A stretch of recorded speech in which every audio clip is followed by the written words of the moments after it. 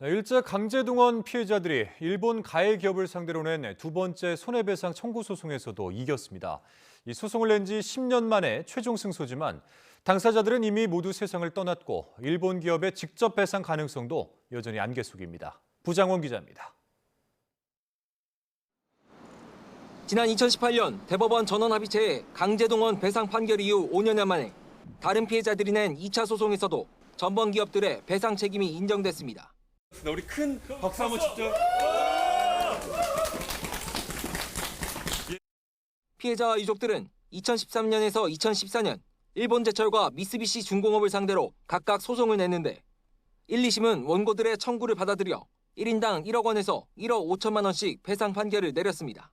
일본 기업들은 2018년 대법원 판결과 관계없이 이미 청구의 시효가 지났다며 최종심까지 갔지만 대법원 판단은 달랐습니다.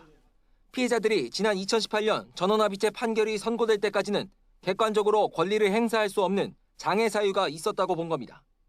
이에 따라 재판부는 이미 소멸시효가 지났다는 일본 기업 측 주장이 권리남용에 해당한다며 상고를 기각했습니다. 그러나 5년 가까이 대법원 판결이 지연된 사이 두 사건 피해자들은 끝내 세상을 등졌습니다. 판결 뒤 열린 기자회견엔 당사자들 대신 영정사진이 자리했고 유족 측은 지연된 정의는 정의가 아니라며 울분을 쏟아냈습니다. 이렇게 간단하고 쉬운 것을 그 오랜 세월을 이렇게 기다리다 돌아가셨는데 정말 한탄스럽고 진짜 억울하기도 하고. 일본 기업의 배상이 언제쯤 이뤄질지도 여전히 불투명합니다.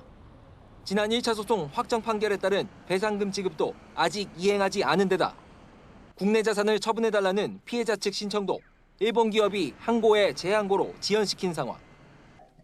우리 정부와 기업이 대신 판결금을 지급하는 제3자 변제안이 해법으로 제시됐지만 일부 피해자들은 배상금 수령을 거부하고 있습니다.